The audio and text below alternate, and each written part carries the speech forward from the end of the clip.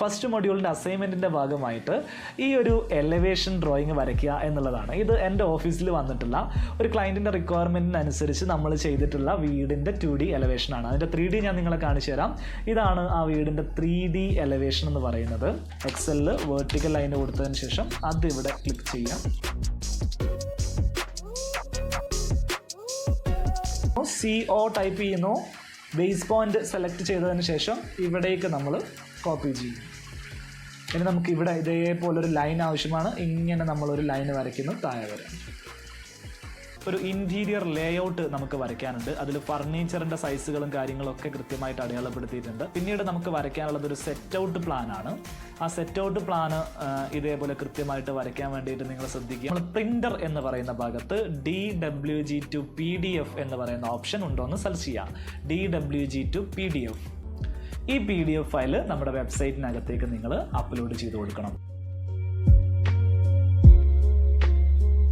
Set out ചെയ്യാൻ ഇതേപോലെ ലേ out drawing ഉണ്ടായിരിക്കേണ്ടത് അത്യാവശ്യമാണ്. മാത്രമല്ല ഒരു ബിൽഡിംഗ് വളരെ സേഫ് ആയിട്ട് ലോഡ് എടുക്കുക. ഹൈ റൈസ് ബിൽഡിംഗ് ഒക്കെയാണ് നിർമ്മിക്കുന്നതെങ്കിൽ, വലിയൊരു ഫ്ലാറ്റ് ആണ് നിർമ്മിക്കുന്നതെങ്കിൽ, അല്ലെങ്കിൽ 5-6 നിലകളുള്ള ഒരു കെട്ടിടമാണ് നിർമ്മിക്കുന്നതെങ്കിൽ, അടുത്തത് ഈ കോർണറിന്റെ സിറ്റുവേഷൻ നോക്കാം. ഇവിടെ 4:23 ആണ്, ഇവിടെ 3:53 ആണ്. അപ്പോൾ നമുക്ക് അലൈൻമെന്റ് വേണ്ടത് എങ്ങനെയാ? ഇവിടുന്ന് ഈ ഭാഗത്തേക്ക് കൂടുതൽ സ്പാനിൽ പ്ലസ് ഇത് സെക്കൻഡറി ബീമായിട്ട് കണക്കാക്കുകയാണെങ്കിൽ ഇതിൻ്റെ പകുതി കൂടെ ഞാൻ ഇതിനകത്തേക്ക് ഉൾപ്പെടുത്തുന്ന സമയത്ത് ഈ കൊടുത്തിരിക്കുന്ന കമ്പികളുടെ സൈസുകൾ ഇതാ ഇവിടെ നൽകിയിട്ടുണ്ട്. പിന്നെ ഫിറ്റ് ഓപ്ഷൻ ഉപയോഗിച്ചിട്ട് ഏറ്റവും എൻഡിൽ നമുക്ക് കൊണ്ടുപോയി വെക്കേണ്ട റീഇൻഫോഴ്സ്മെന്റ് വെക്കേണ്ട ഭാഗത്തൊരു ക്ലിക്ക് ചെയ്യാം. ഒരു 4MD മൊഡ്യൂൾ അല്ലെങ്കിൽ ഒരു 6MD മൊഡ്യൂള് നമ്മൾ വീണ്ടും ഇങ്ങോട്ട് കൊണ്ടുവരുന്നു. ഓക്കെ അടിക്കുന്നു. ഇതിനെ സ്കെയിൽ ചെയ്യുന്നു.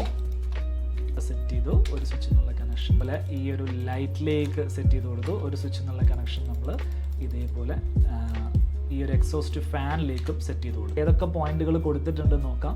KSEB DB കൊടുത്തിരിക്കുന്ന ഇവിടെയാണ് നമുക്ക് കാണാൻ സാധിക്കും. അതിൻ്റെ ഇൻവേർട്ടർ പോയിന്റുകളും UPS ഒക്കെ കൊടുത്തിരിക്കുന്ന സ്റ്റെയർ കേസിൻ്റെ അകത്താണ് നിങ്ങൾക്ക് കാണാൻ സാധിക്കും. രേഖപ്പെടുത്തുക. F1 F2 എല്ലാം രേഖപ്പെടുത്തുക. C1 C2 എല്ലാം രേഖപ്പെടുത്തുക.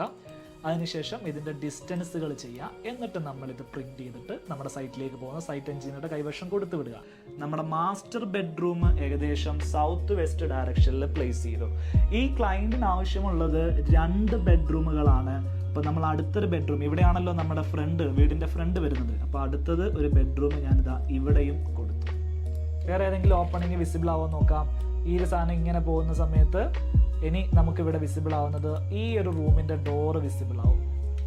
അതായത് ഈ ലൈൻ നേരെ നമ്മൾ പ്രൊജക്ട് ചെയ്ത് കഴിഞ്ഞാൽ കവേർഡ് ഏരിയ എന്ന് വെച്ചാൽ ഈ ഗ്രൗണ്ട് ഫ്ലോർ ഏരിയ, അതായത് ഗ്രൗണ്ടിൽ എത്രത്തോളം ഏരിയ നിൽക്കുന്നുണ്ടോ ആ ഒരു ബിൽട്ടപ്പ് ഏരിയ എടുത്തിട്ട് കവേർഡ് ഏരിയ ആയിട്ട് എഴുതി. 130 ഷോപ്പ് ഡ്രോയിങ് CAD എന്നുള്ളതാണ് ഈ ഒരു വീഡിയോയിലൂടെ നിങ്ങളെ കാണിച്ചു തരാൻ പോകുന്നത്. 54 പേർക്ക് ജോലി ചെയ്യാം എന്ന് കണ്ടെത്തും.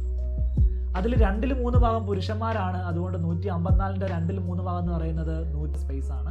ഈ ഏരിയ എന്ന് പറഞ്ഞാൽ 4.5 m². അപ്പം നമുക്കിവിടെ കിട്ടിയിട്ടുള്ള 37.125 എത്ര ബൈക്ക് പാർക്കിംഗ് ഉണ്ടെന്ന് കണ്ടുപിടിക്കണമെങ്കിൽ 4.5 കൊണ്ട് ഡിവൈഡ് ചെയ്താൽ മതി. ഇലക്ട്രിക് ലൈൻ അടയാളപ്പെടുത്തിയിട്ടുണ്ട്. റോഡ് ബ്രൗൺ കളറിൽ അടയാളപ്പെടുത്തിയിട്ടുണ്ട്. ഞാൻ ഇതിൻ്റെ ഡ്രോയിങ് ആവശ്യമുള്ള ആളുകൾക്ക് AutoCAD ഫയലായിട്ട് തരാം.